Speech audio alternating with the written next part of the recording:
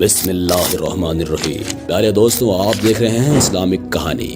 مجھ ناچیز کو دنیا امن رضا قادری کے نام سے جانتی ہے۔ آج کی اس ویڈیو میں ہم ایک ایسے صحابی رسول کا واقعہ بیان کریں گے جو رات میں اپنی بیوی سے پانی مانگتے ہیں۔ ان کی بیوی لے کر آتی ہے تو ان کو نیند آ چکی ہوتی ہے، لیکن جب وہ جاگ کر کے دیکھتے ہیں تو ان کی آنکھیں کھلے کی کھلے رہ جاتی ہیں، کیونکہ وہ دیکھتے ہیں کہ ان کی بیوی اب بھی ویسے ہی پانی لے کر کے کھڑی ہے۔ لیکن جب وہ ان سے پوچھتے ہیں تجھے کیا چاہیے تو بیوی کہتی ہے مجھے طلاق چاہیے۔ وہ ایسا کیوں کہتی ہے اور اس کے پیچھے کی اصل کہانی کیا ہے، آج کی اس ویڈیو میں یہ سب کچھ ہم آپ کو بتلائیں گے، اس لیے ویڈیو کو لاسٹ تک ضرور دیکھیے گا اور ہمارے چینل اسلامک کہانی کو سبسکرائب کرتے ہوئے ساتھ میں لگے گھنٹی کے بٹن کو بھی دبا دیجیے گا۔ ایک صحابی رسول رات کو اپنے گھر میں آرام فرما رہے تھے اور انہیں پیاس لگتی ہے تو وہ اپنی بیوی سے پانی مانگتے ہیں۔ ان کی بیوی پانی لے کر آتی ہے تو وہ صحابی سو چکے ہوتے ہیں۔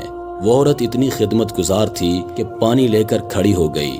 جب رات کا کافی حصہ گزر گیا تو صحابی کی آنکھ کھلی تو یہ دیکھ کر حیران رہ گئے کہ ان کی وفادار بیوی پانی لے کر کھڑی ہے۔ پوچھا تم کب سے کھڑی ہو؟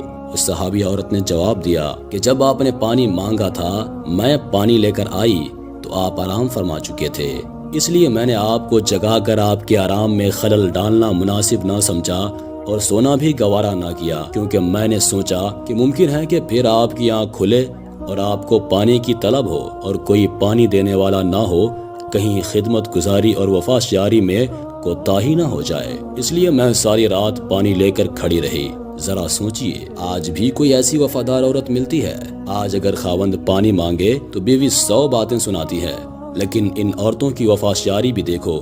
جب اس عورت نے یہ کہا کہ میں ساری رات کھڑی رہی تو اس صحابی کی حیرت کی انتہا نہ رہی۔ وہ فوراً اٹھ کر بیٹھ گئے اور بہت خوش ہوئے اور اپنی بیوی سے کہنے لگے تم نے خدمت کی انتہا کر دی ہے، اب میں تم سے اتنا خوش ہوں کہ آج تم مجھ سے جو مانگو گی میں دوں گا۔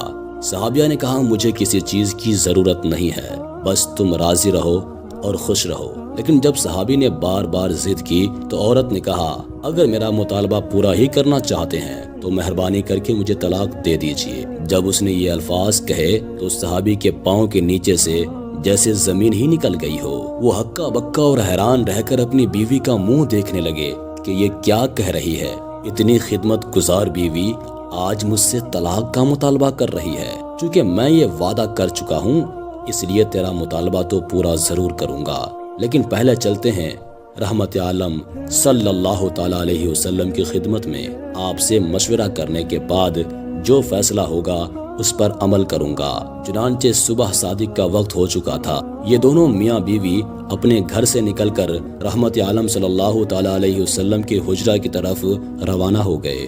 راستے میں ایک گڑھے میں صحابی کا پاؤں پھسل گیا اور وہ گر گئے۔ بیوی نے ہاتھ پکڑ کر صحابی کو اٹھا لیا اور کہا کہ آپ کو چوٹ تو نہیں آئی؟ صحابی نے کہا اور تو کچھ نہیں، البتہ پاؤں میں تکلیف ہے۔ صحابی عورت نے فرمایا چلو واپس گھر چلتے ہیں۔ صحابی نے کہا اب تو قریب آ چکے ہیں۔ صحابیہ کہنے لگیں نہیں واپس چلو۔ چنانچہ جب واپس گھر آئے تو صحابی نے پوچھا کہ مجھے تو سمجھ نہیں آئی کہ سارا ماجرا کیا ہے۔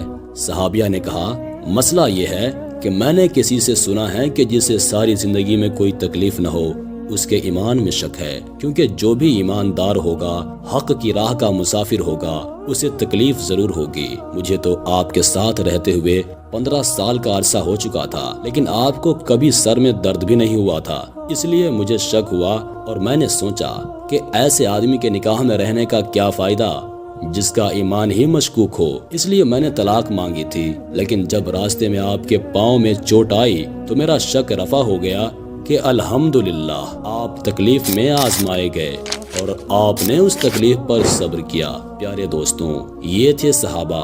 آج کل کی عورتیں اپنے شوہروں سے زیور، کپڑے اور دوسری چیزوں کے لیے تو بڑا ضد کرتی ہیں، لیکن افسوس کہ نماز اور دین اسلام کے لیے کوئی بھی ضد نہیں کرتی۔